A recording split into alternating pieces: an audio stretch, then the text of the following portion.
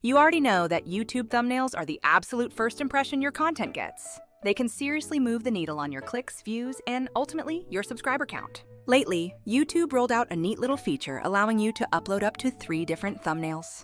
You let YouTube test them against each other and it automatically picks the one driving the most watch time.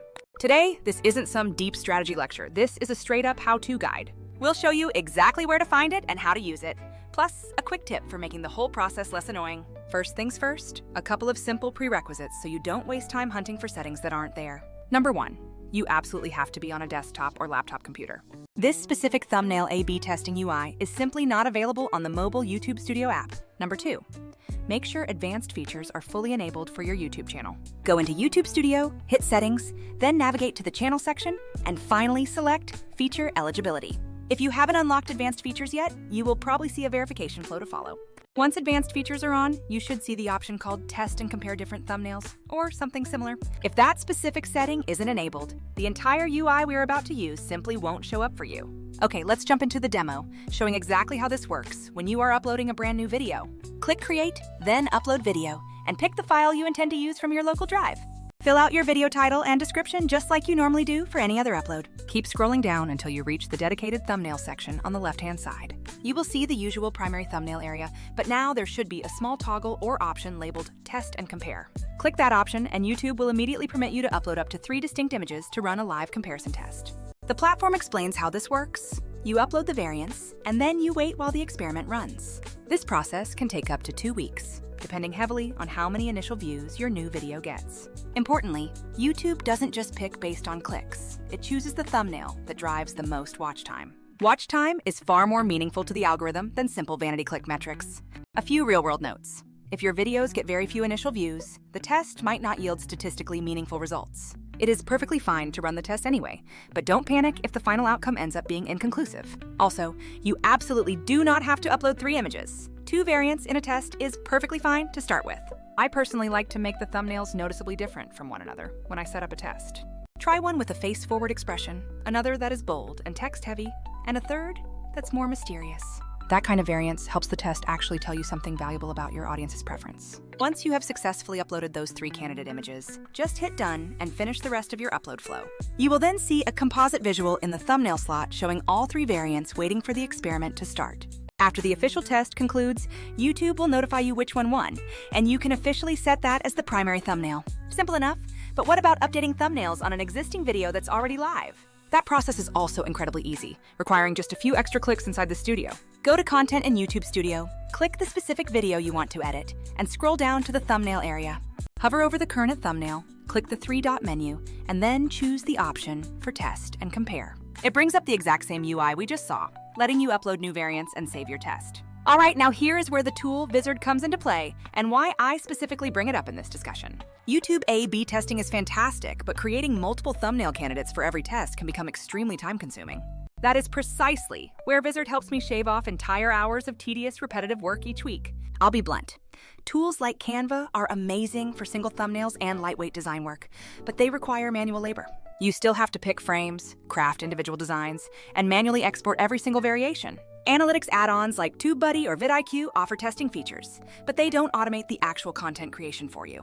Plus, a lot of those powerful features are often locked behind significantly pricey subscription tiers. Vizard sits in the sweet spot specifically for creators who produce longer videos and need fast, data-driven repurposing. First, Vizard can auto-edit your viral clips by scanning your long videos for those highest engagement moments. It then creates ready-to-post short clips that are perfect test beds for your thumbnail experimentation. You can export a few of the best clips and grab high-quality thumbnail frames directly from those exciting moments. Instead of guessing which part of a 20 or 40-minute video will hook viewers, Vizard surfaces the likely winners for you. Second, consider the auto-schedule feature, which saves you from manual posting pain. With auto-schedule, you set the frequency you want content to go out, and the tool queues and publishes it for you. That is huge when you are testing different thumbnails paired with different short clips on a daily basis. Vizard can drip that content out over time so you are not sitting there manually uploading everything every single day. Third, you get the content calendar to manage, edit, and publish all your clips across every social platform in one centralized place. This means you can clearly track which thumbnail variants you tested, alongside which specific clips, and see how they performed.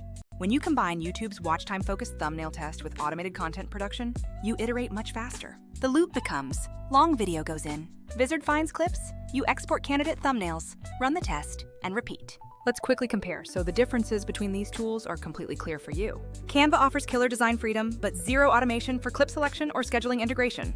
TubeBuddy and vidIQ are solid analytics helpers, but they are limited on the creativity automation side and are often more expensive. Generic auto editors promise time savings, but many fail to find viral moments reliably, often chopping based on simple heuristics. Vizard's unique edge is that it's built specifically to find those attention spikes and turn them into post-ready assets. This capability pairs perfectly with testing different thumbnails over on the YouTube platform.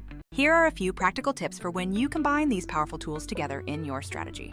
First, try not to test thumbnails completely in isolation if you have the ability to do so. Test a thumbnail paired with a short clip or an intro that actually matches the visual promise of that thumbnail. Since watch time is the ultimate metric, the thumbnail must align with the actual content viewers are about to consume.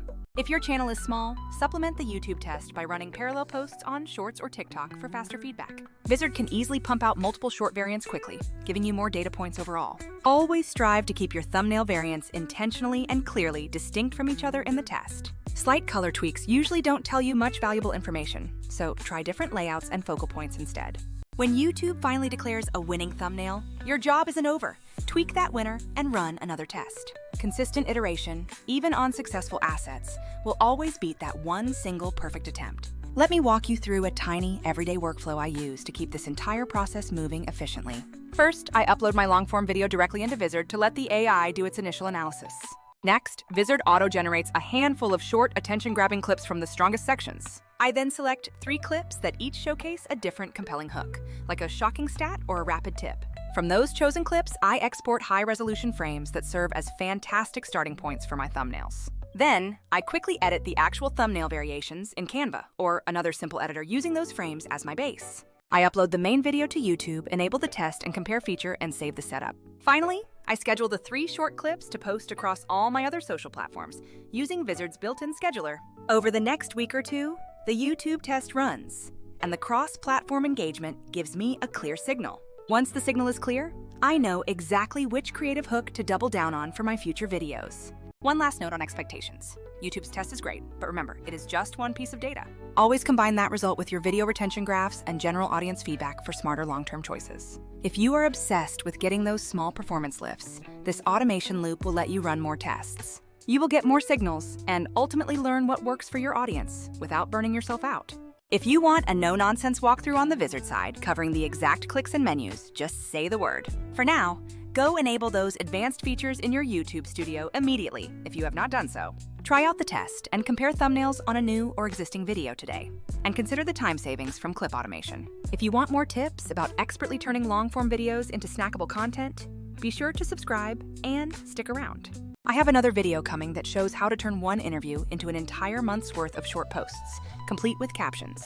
That workflow will save you tons of time and actually help you learn what your audience truly wants much faster. All right, go test those thumbnails now. And if you try the Vizard workflow, please tell me how it goes in the comments.